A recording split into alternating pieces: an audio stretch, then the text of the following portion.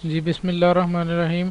आज का जो नेक्स्ट चैप्टर है वो यूनिट नंबर 4 है और ये है टर्निंग इफेक्ट ऑफ फोर्स के ऊपर। जैसे मैंने आपको पहले चैप्टर में बताया था इंट्रोडक्शन टू फिज़िक्स में कि मैकेनिक्स एक ब्रांच थी फिज़िक्स की जो डील कर रही थी शाम की मोशन को और शाम की मोशन की वजूहात को।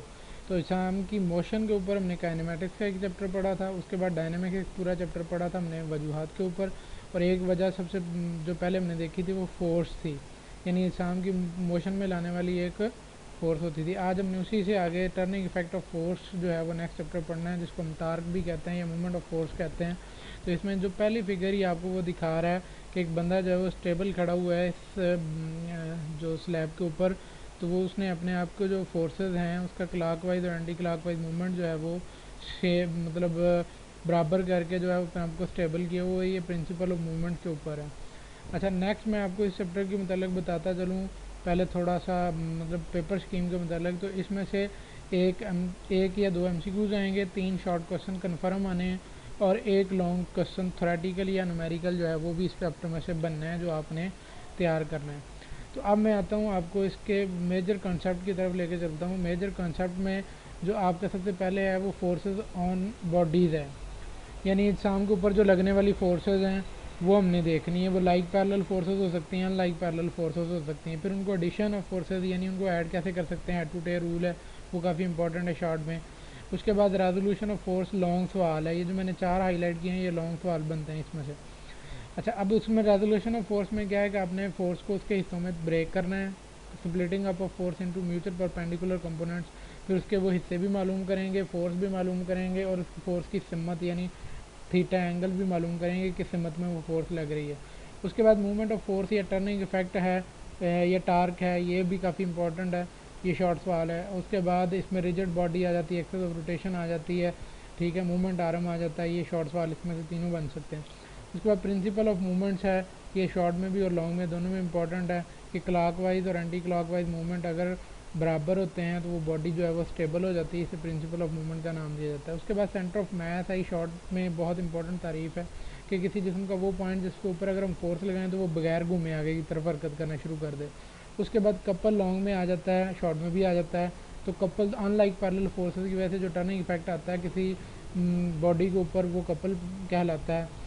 और कपल वैसे भी जो है वो अपोजिट चीज़ों को कहते हैं, जैसे लड़की और लड़का जो है ये मिलते हैं तो एक कपल बनता है। तो कपल क्या है कि अनलाइक पैरेलल फोर्सेस जो एक लाइन में ना हो फोर्सेस, उनके नतीजे में जो टर्निंग इफेक्ट आता है उसे कपल कहते हैं। फिर उसके बाद एक्विलिब्रियम का एक लॉन्ग सवाल आता है कि एक्विलिब्रियम की तारीफ़ करें, और एक्विलिब्रियम की 2 शराइत हैं, उनमें से फर्स्ट जो कंडीशन है वो बहुत इंपॉर्टेंट है, लॉन्ग में अक्सर औकात आती है, और एक्विलिब्रियम की तारीफ़ भी शॉर्ट में अक्सर आती है। फिर उस एक्विलिब्रियम की 3 स्टेट्स हैं, स्टेबल स्टेट, अनस्टेबल और न्यूट्रल एक्विलिब्रियम, ये भी शॉर्ट में आ जाती हैं। और स्टेबिलिटी ये है कि सेंटर ऑफ मास या सेंटर ऑफ ग्रेविटी को हम डाउन करके जो है वो स्टेबिलिटी बढ़ा लेते हैं।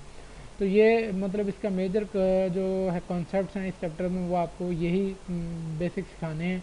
उसके बाद मैं अब आपको लेके चलता हूँ next to the point chapters की स्टेटमेंट के ऊपर कि क्या क्या डेफिनेशन आपने याद करनी शॉर्ट में और कौन कौन से सवाल लॉन्ग में याद करने। जैसे अब पेज नंबर 86 पे like and unlike parallel forces हैं, तो इसकी डेफिनेशन आपने यहाँ से करनी है। जैसे लाइक पैरेलल फोर्सेज वो फोर्सेज होती हैं जो इंसान पर एक ही सम्मत में अमल करती हैं, या लाइक पैरेलल फोर्सेज की जो सम्मत है वो एक ही होती है। लाइक पैरेलल फोर्सेज जो होती हैं वो हैविंग सेम डायरेक्शन। इसकी मिसाल आपके पास ये है, एप्पल है वो नीचे की तरफ सारी फोर्सेज अमल कर रही हैं, तो ये लाइक पैरेलल फोर्सेज हैं। अनलाइक पैरेलल फोर्सेज में जो होती हैं वो अपोजिट डायरेक्शन में अमल कर रही होती हैं। अनलाइक पैरेलल फोर्सेज जो है वो हैव अपोजिट डायरेक्शन। वो ये देख लें, ये एग्जांपल और ये अनलाइक पैरेलल फोर्सेज की एग्जांपल है। इसमें जो है ये सिमिलर लाइन पे एक ही लाइन में जो है वो अनलाइक पैरेलल फोर्सेज लग रही हैं, जबकि इस वाली फिगर में जो है वो एक ही लाइन में नहीं है, ठीक है, लेकिन हैं ये भी अनलाइक पैरेलल फोर्सेस। उसके बाद ये डेफिनेशन याद कर लें, ठीक है, ये डेफिनेशन याद कर लें, ये 2 डेफिनेशन ही करनी है। एडिशन ऑफ फोर्सेस या रिजल्टेंट फोर्स की तारीफ़ यहाँ से आप याद कर सकते हैं कि रिजल्टेंट फोर्स वो फोर्स होती है 2 या 2 से ज़्यादा फोर्सेस को जमा करने से हासिल होती है, और रिजल्टेंट फोर्स का इफेक्ट और बाकी फोर्सेस का इफेक्ट एक जैसा होता है, ठीक है। उसके बाद हेड टू टेल रूल बहुत इंपॉर्टेंट शॉर्ट सवाल है कि हेड टू टेल रूल क्या है, इससे किस तरह से वेक्टर्स को ऐड किया जाता है।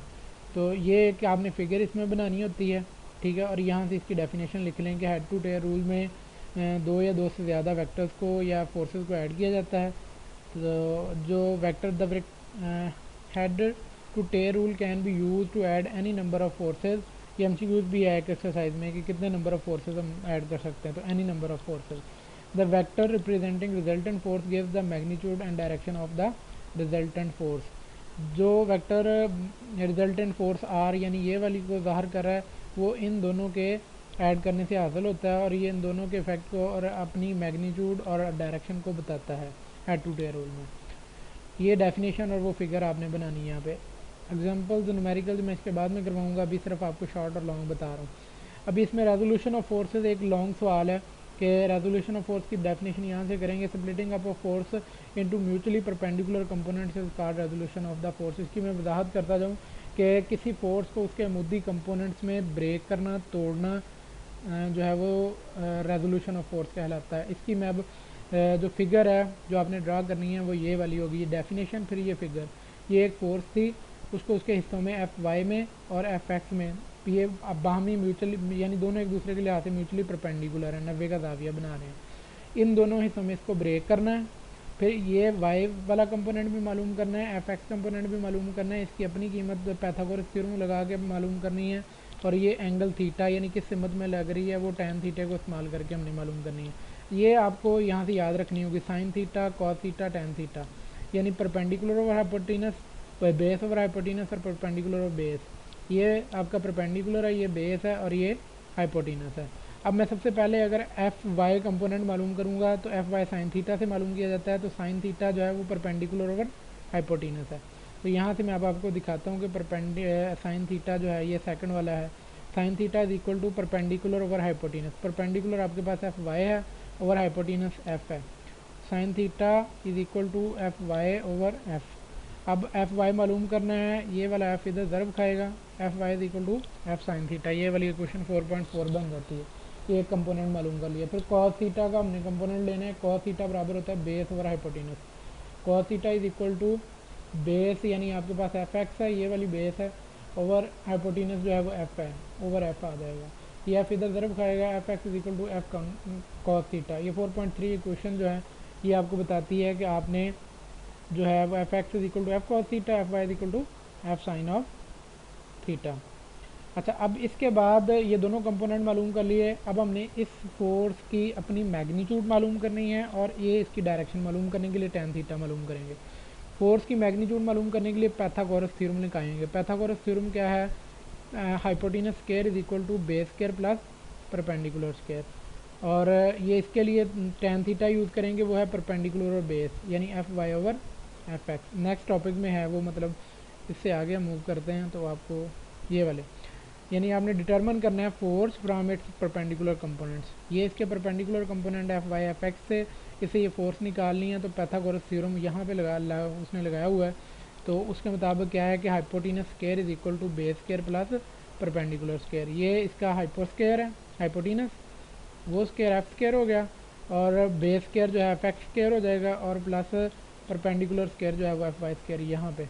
और इसके बाद एफ का स्क्वायर ख़त्म करने के लिए हमने क्या करना है कि अंडर रूल लेना है। एफ इज इक्वल टू यानी मैग्नीट्यूड फोर्स की आ जाएगी F X square plus F Y square सारे का अंडर रूट। इस तरह से आप उस फोर्स को मालूम कर सकते हैं। अब उसी से आगे हमने उसकी मतलब डायरेक्शन बतानी कि फोर्स किस सिमत में लग रही है। तो उसका फार्मूला था टैन थीटा।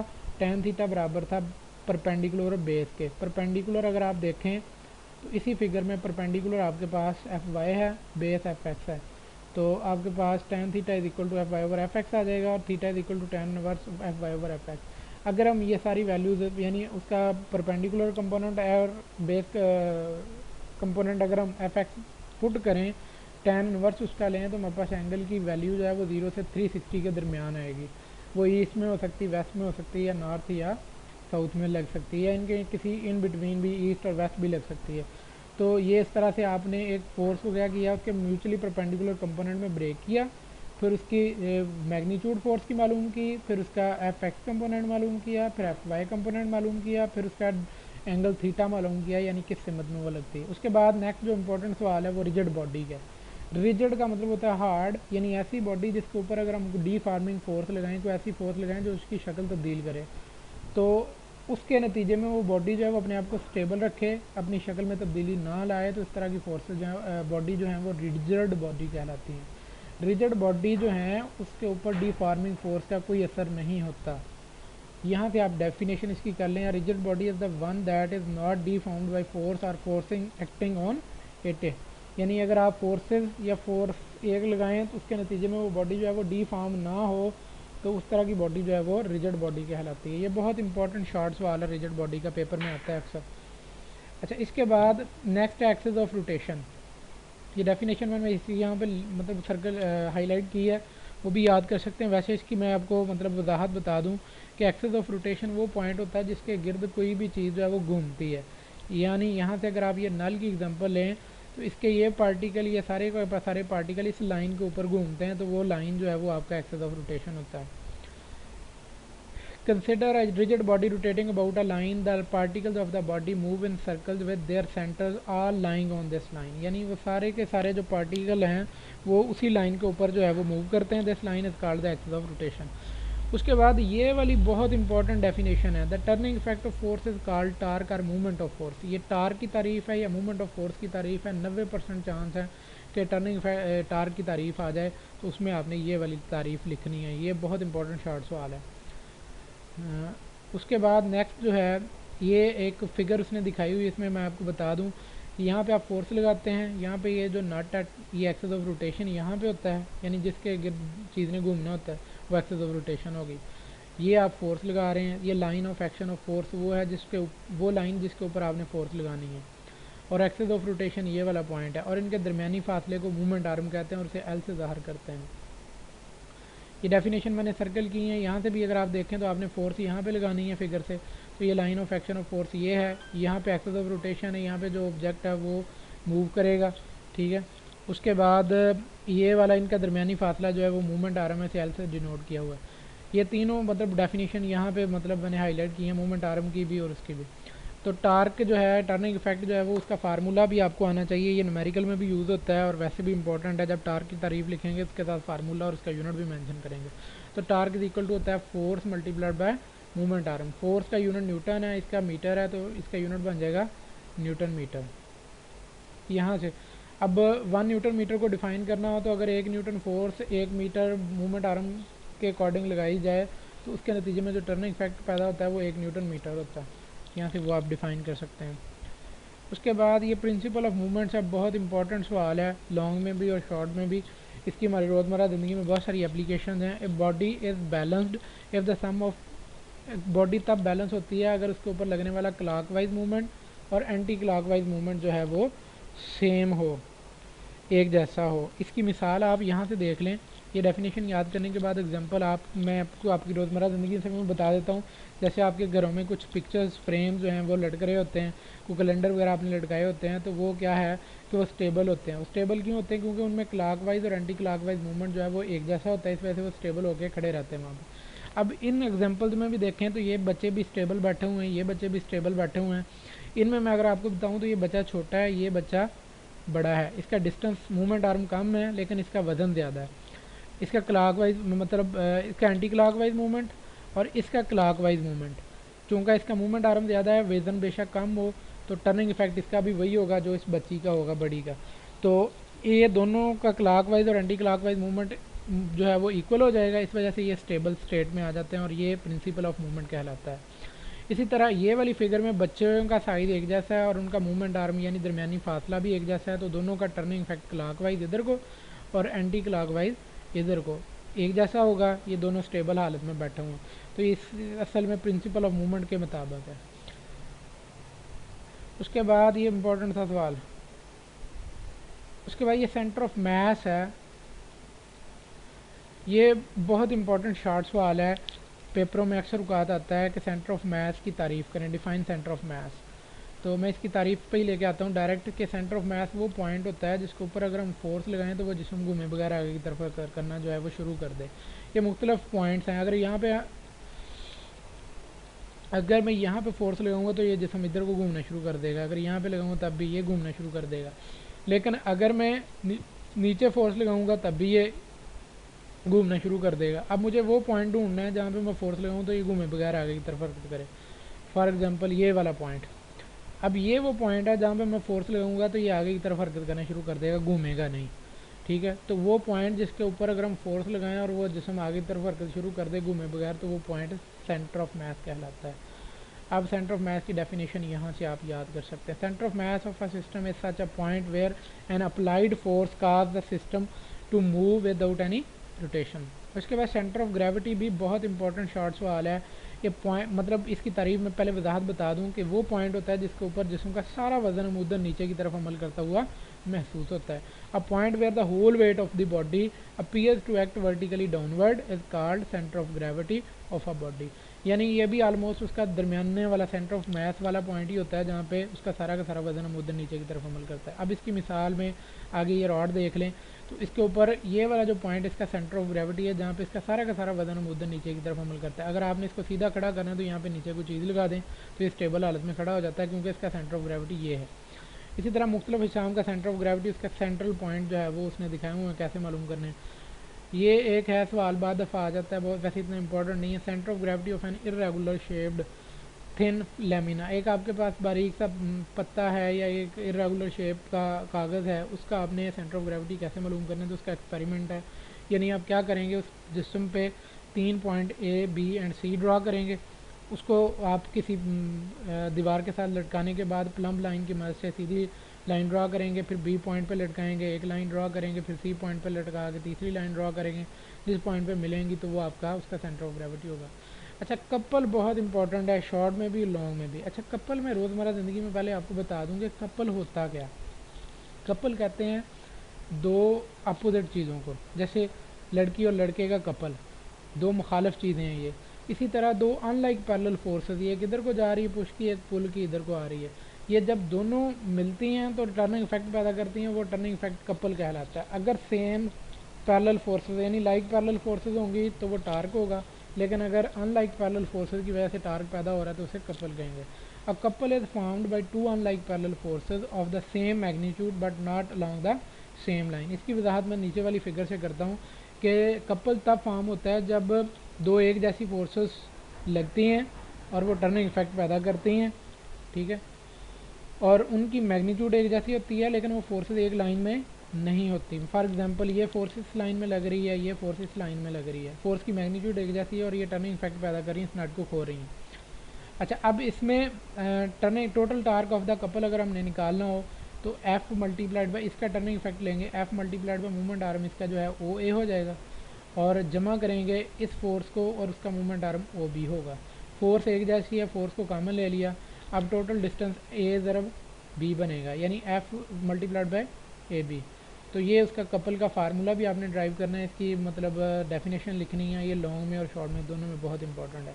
नेक्स्ट टॉपिक जो है वो एक्विलिब्रियम के ऊपर है। एक्विलिब्रियम की तारीफ शॉर्ट में बहुत इंपॉर्टेंट सवाल है, पेपर में अक्सर औकात आती है। Body is said to be in equilibrium if no net force act on it. एक बॉडी तब एक्विलिब्रियम की हालत में होती है जब उसके ऊपर कोई फोर्स अमल ना करे। अच्छा, अब यही जो डेफिनेशन है ये इसकी पहली कंडीशन है। कंडीशन लॉन्ग में आती है लाजमी। कंडीशन ऑफ एक्विलिब्रियम में दो हैं। फर्स्ट कंडीशन ऑफ एक्विलिब्रियम ये कहती है कि अगर एक जिस्म पे फोर्सेस लग रही हैं तो सारी की सारी फोर्सेस जो हैं वो ज़ीरो हो जाएं तो एक्विलिब्रियम की हालत में आ जाता है। तो इसको हम सारी फोर्सेस को ज़ाहिर करने के लिए समेशन यानी sum up of all forces is equal to zero. जब फोर्सेस ज़ीरो होंगी तो उनके कंपोनेंट्स भी ज़ीरो होंगे, यानी समेशन एफ एक्स ज़ीरो आप लिखेंगे, एक उनके एफ एक्स कंपोनेंट सारे ज़ीरो और एफ वाई कंपोनेंट सारे ज़ीरो होंगे तो वो बॉडी जो है वो एक्विलिब्रियम की हालत में होगी।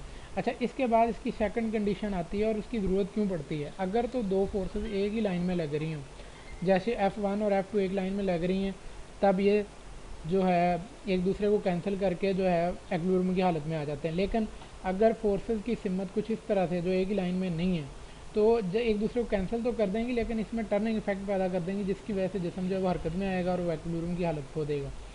तो इस वजह से मतलब टार्क का ज़ीरो होना भी बहुत ज़रूरी है। हम लिखेंगे कि सेकंड कंडीशन ये है कि समेशन टी यानी sum up of all the torque is equal to zero. ये सेकंड कंडीशन ऑफ एक्विलिब्रियम बन जाएगी, ये आपने याद कर लेनी है यहाँ से। उसके बाद जो नेक्स्ट है हमारा इसमें से आता है, ये स्टेट्स ऑफ एक्विलिब्रियम है, तीन है, तीनों की डेफिनेशन बहुत इंपॉर्टेंट है।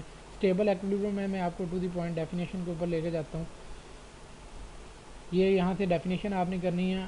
और a body is said to be in stable equilibrium.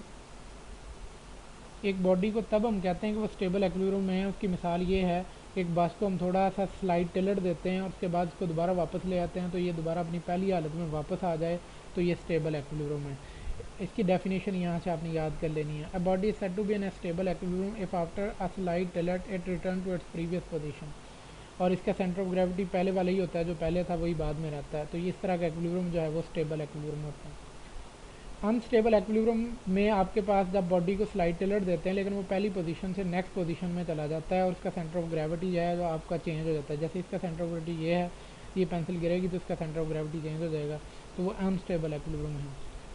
If a body does not return to its previous position when sets free after a slight tilt it's said to be an unstable equilibrium.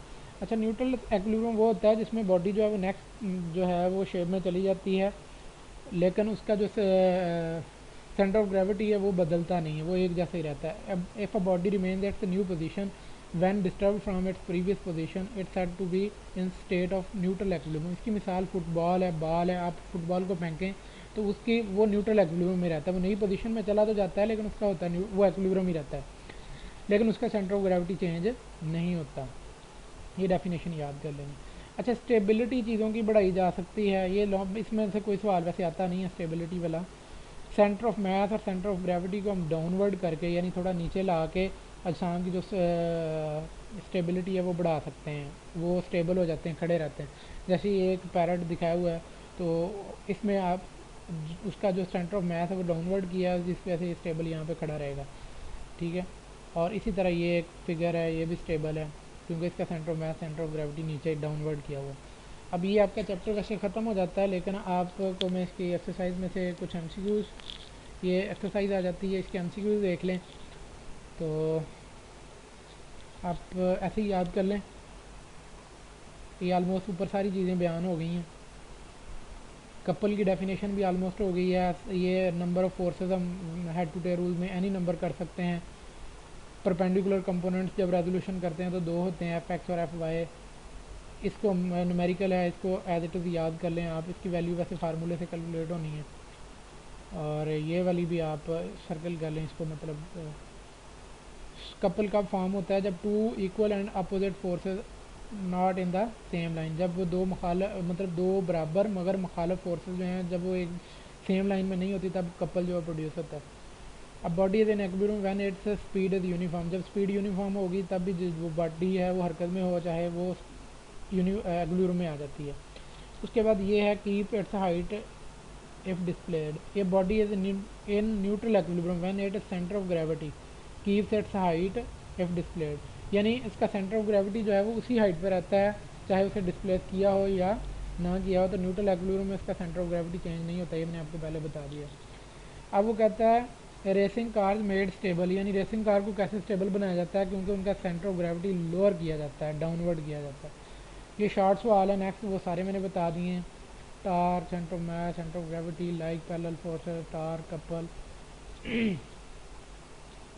ये how can a force be resolve into its perpendicular components by resolution, ठीक है, या by splitting up a force, यानी splitting करना break करने से, by breaking force by splitting a force. Why a body said to be in equilibrium when a body is said to be in equilibrium when no net force act on it. Explain the first condition for equilibrium, summation f is equal to 0. Where is the need of second condition? Why there is a need of second condition for equilibrium if a body is stable? Because some turning effect are present, so that's why avoiding the turning effect second condition is necessary for equilibrium. उसके बाद ये what is second condition, summation T is equal to 0, यानी sum up of all the torque is equal to 0 होगा। ये है give an example of moving body which is in equilibrium when a body move in uniform velocity, ये MCQs भी था आपका। Think of a body which is at rest but not in equilibrium, इसकी मिसाल ऐसी है जब आप बाल ऊपर की तरफ फेंकते हैं तो वो बॉडी ऊपर जाके रेस्ट में आती है लेकिन उसके ऊपर ग्रेविटेशनल फोर्सेज लग रही होती हैं, इस वजह से वो क्या है कि एक्विलिब्रियम में नहीं रहती, रेस्ट में होती है लेकिन एक्विलिब्रियम में नहीं आती। उसके बाद why the height of vehicle is kept as low as possible to increase the stability of vehicles, ठीक है। इसका आंसर ये है। Explain what is mean by stable, ये मैंने डेफिनेशन एज इट इज़ बता दी हैं। अब ये जो प्रॉब्लम्स हैं ये इंशाल्लाह मैं आपको नेक्स्ट लास्ट वाले 1-2 लेक्चर्स में 4 चैप्टर्स के लॉन्ग सवाल जो हैं वो मैंने आपको करवाने हैं, ताकि आप जो है 100% जो पेपर आप अपना अटैम्प्ट कर सकें।